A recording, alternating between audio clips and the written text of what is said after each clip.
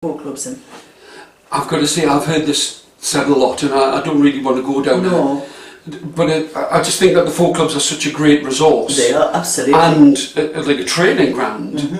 So you can't really go from a... No, which is why we do this at our folk club, because we want to give them the opportunity to play in a big room with a big audience and all the rest of it, you know. And to hone those skills. Absolutely, absolutely. But at the same time, you know, I don't know whether I would blame them for not wanting to spend time with old folks, really. You know, it's the only... Why, are we too old-fashioned? It's the only...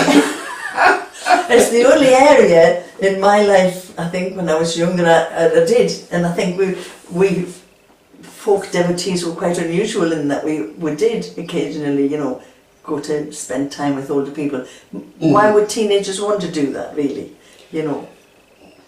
You've got to learn from somebody. You have. You have. You know, but you see, they've got other options now that can go to the folk degree and somebody will teach them. Yeah, what to do. But that's one of those things. I mean, there are those who rise to the top and shine. You know, like the Dan Walshes who has a background in performance in the first place, and he can really sell what it is that he's doing. And there's lots more. Oh, absolutely. We had Jim Cosley on at our club the other day, and he was fantastic. Yeah, absolutely fantastic, and showed real respect for all of the source singers that he'd learned from as well. You know, and happy to quote them and. Right. Yeah. I mean, I do have to say, it's not like a bugbear, but it's just when people say I got this song from a CD and it's Ray, and I just like kind of go, well, like, if it's a CD, it's not Ray.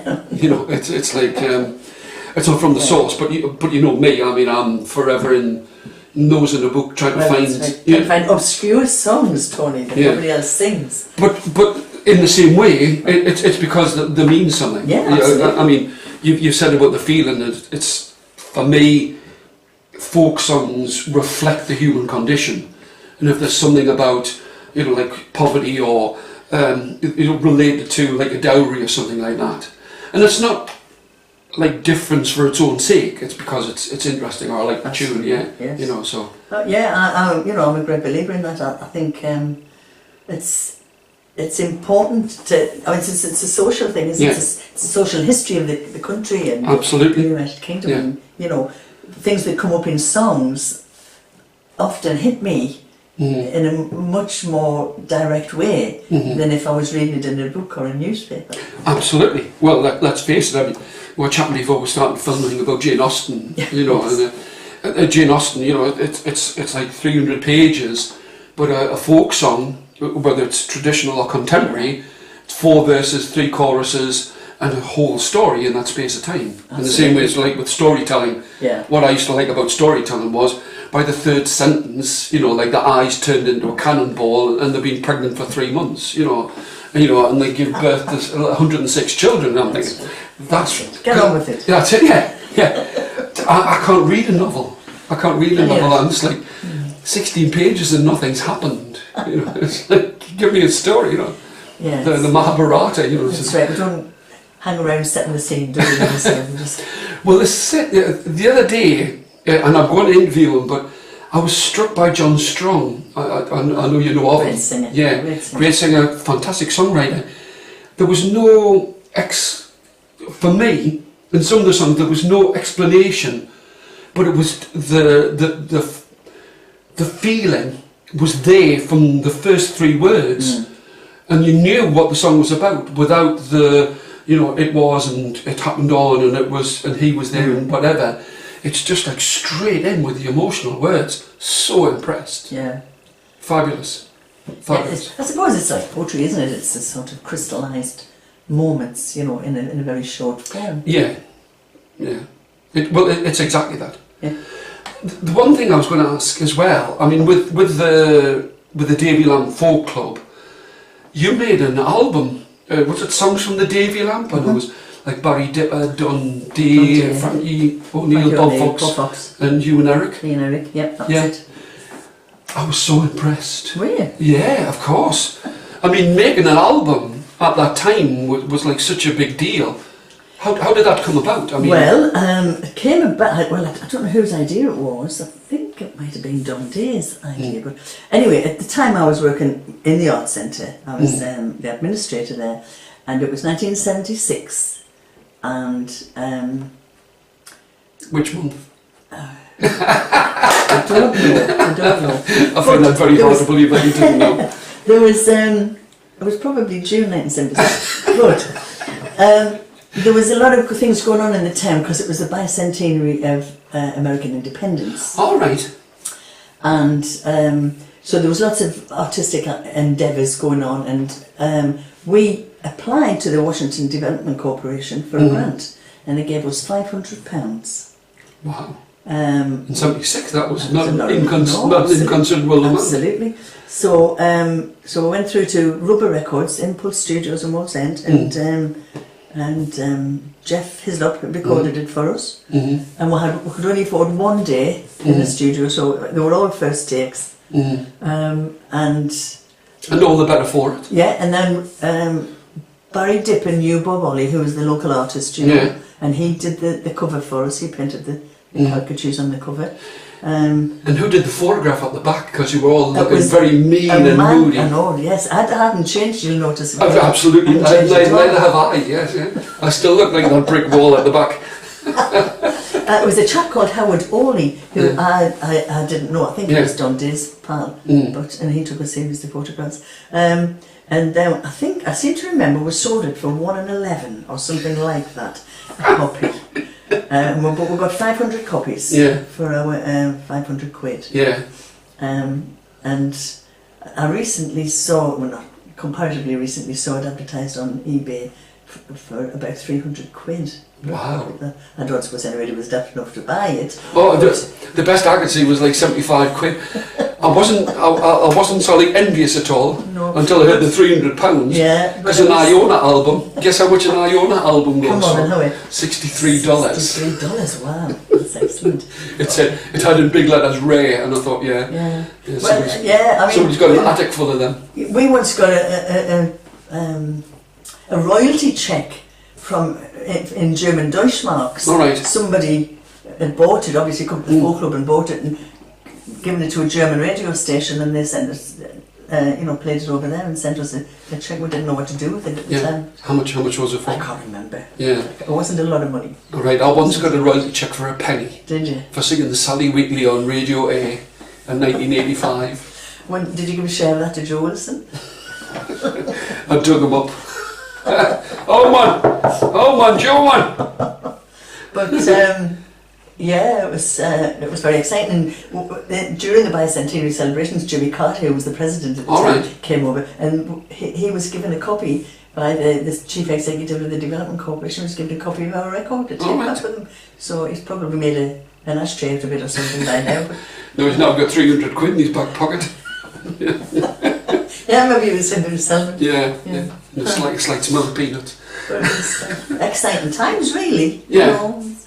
But I mean, it was a big deal to make an album, and I didn't think of it as such at the time, but looking back now, I suppose you're right. It was quite unusual. Well, in '72, when I was at Leeds, I met Derek and Dorothy Elliott. Oh yes. And they were the first people I'd ever met who'd actually made a record out like this. Yes, what, do you want another cup of tea? Are you all right? Are you fine? Because it was just like it was something that was way beyond everybody's, wildest dreams. That's right, because it had to be in a professional situation. People just didn't have gear like this. And, the ability to record themselves. Even tapes weren't readily available then, were they? I remember sitting down and like making tapes to send off to folk clubs, and you had to make each one at a time. So you had to sing the 4 songs, then put another cassette on, sing the same 4 songs and send them again. I wonder if anybody's ever got any of those. I'd love to hear them. Some of them I wound up putting sound effects in between. Right. You know that thing of like you put like 100,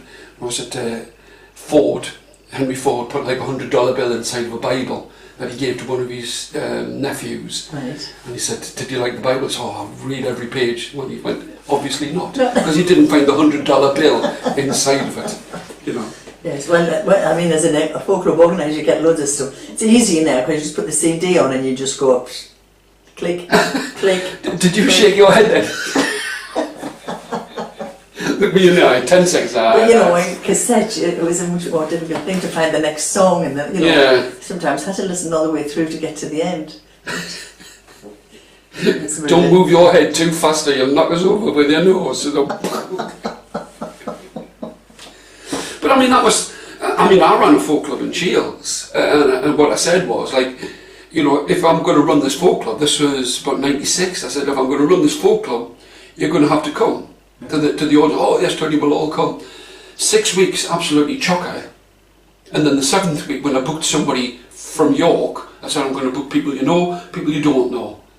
And as soon as I booked somebody that they hadn't heard of, there was me and the band turned up. And I said, here's your money, thank you very much, you know, you don't have to play, I'm really sorry nobody's turned up. And I said, that's the end of the folk club. Yeah. But you must have had to sort of like fight your way through. Wow, I think we've had a lot of advantages, because the Arts Centre has always been a very pleasant place to come. You know, it's a lovely building and all the rest of it. But yeah, you know, you go, of course, in cycles, and you have had ups and downs. I think I must just be stubborn. Just keep going. But I mean, I find that so hard to believe. It's difficult, because you sometimes got good people you don't like as well, just because the audience asks for other people. And so we've tried to be a sort of benign dictatorship in many ways. Well, you have to do it in that way. I mean, that's the... you can't run a thing by committee, because it just doesn't work. Yeah, I've got a friend of mine who's sort of like had enough of the committee, you know, so it's a shame, you know, and you'd like to do it, but I'm devil's advocate, you can tell by the look of my eye. Do you think that there's a certain kind of argumentativeness within the folk community, or that people like become so compartmentalised that I'll only like this kind of folk music, and if you put something else on, I'm not going to turn up? I think you could be right, yeah. There are people who just like unaccompanied singers, traditional unaccompanied singers, and they can't be bothered with anything else. And other people who won't even give that a listening. Yeah. You know, so probably yes, but... So like the folk music gene is closely attached to like argumentative gene. or like a muscle like that, put your hands on your hips, I'm not listening to that. That's it. Well, I wonder if it's maybe, you know, with other kinds of music, mostly you're passive in that, you're just listening to somebody else's music, whereas with folk music, you often get, you know, a great bit of crack in the middle of the night anyway, people putting in their two-penny, especially in a sing-around kind of situation. People feel it's their music, so and maybe feel quite entitled to express their opinions more than they would, you know, if they went to see Take That, they wouldn't expect to have a say in. They wouldn't have a chance. They'd be beaten into submission by the sound. That's right. I mean, that's the beauty of folk, for me. That's the beauty of folk music. That is the human voice, and you know, not too loud and not too much like a rock concert. So you can. But that's great. I just love it when people are heckling. You know? Oh, absolutely. You know, it means they're alive. I was going to say listening, you say alive. Okay.